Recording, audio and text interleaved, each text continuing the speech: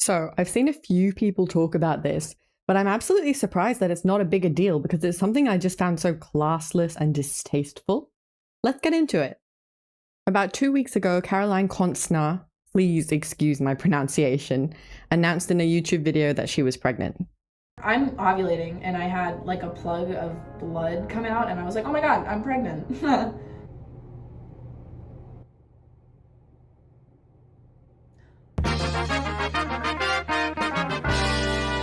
It was this seemingly wholesome video where she talked about her trepidations, about her excitement, things like that, about the upcoming pregnancy.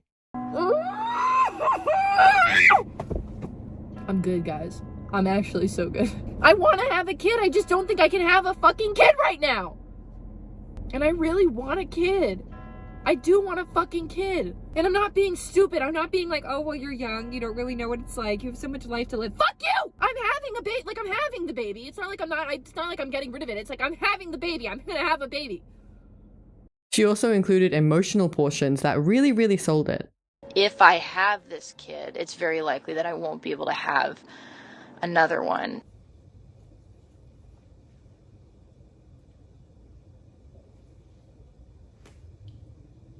I don't know what I'm gonna do. Then 1 week ago, she released I Lost the Baby. This is quite an emotional post, as you can imagine. A lot of people would take it quite hard. And that seemingly was the point that she was trying to make. In a completely tone-deaf fashion, this is how she opened the video.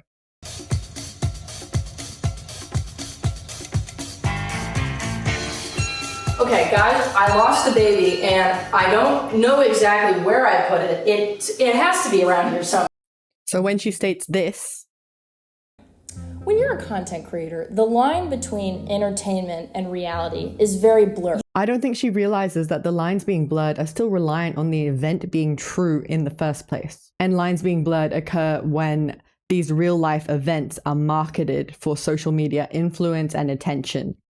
Making something up from scratch and then lying to your audience about it isn't a blurred line. It's a completely fabricated one. I'll give you an example. When I was 15 and I first started making content, I had a lot of people threaten to rape me every day. And if you could imagine, this was not fun. And the problem with this, beyond the obvious, is that there's no meaningful way to respond to this interaction. The offender has anonymity, and in some way, so do I. So I'm not treating them like a real person. They're not treating me like a real person. You're not real. And I'm not real, and none of this is real. And yet, the effect that we have on each other is still very real.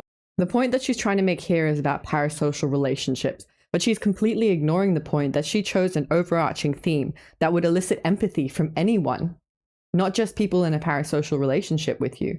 There are universal events that you would congratulate anyone for, even someone that you've just met in a store, for example, like for a graduation or for a wedding. And there's also universal situations that you would present sympathy for example, the death of a loved one or the loss of a baby. These events go beyond the parasocial paradigm, and they're events that anyone would care about regardless of who she is, not just because of her parasocial relationship with them. People care about them on a visceral level. She chose something that would elicit a widespread emotional response and then tried to equate people caring about it with merely parasocialism. It's an unequivocal comparison. I lied about being pregnant as a joke. And the joke is not that pregnancy under strenuous circumstances is funny. The joke is not that the audience was gullible enough to believe that I was pregnant. The joke is you connected to something that wasn't real. And I have become something that isn't real. The joke is you connected to something that isn't real. I don't really see the humorous aspect to that. I don't see what part of lying about a pregnancy and then joking about the loss of a baby is funny. It's a serious topic, and I think if anyone in her audience had had a similar experience, that could be quite triggering for them. We all come here to find this connection over and over again, and we don't really find it until now, when you subscribe to my Patreon. Oh yeah.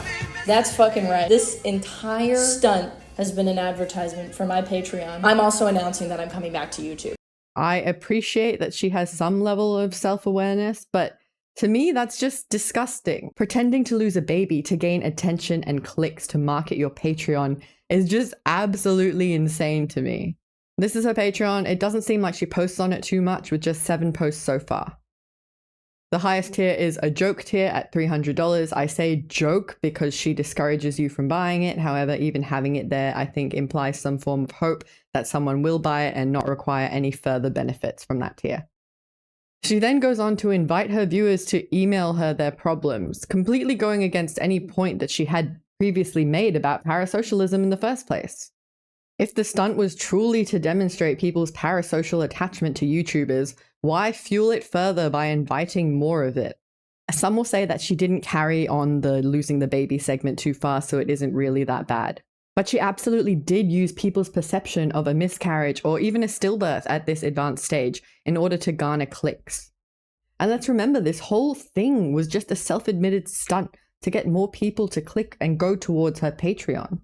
Lying about something like that is just something I find quite repugnant. I know people go far to garner attention from the public, but to know and state that this is something that will upset a lot of people and then to just brush any responsibility under the rug under the guise of parasocialism is just so irresponsible to me. And let's remember, this whole stunt was just for her to gain more money in her Patreon.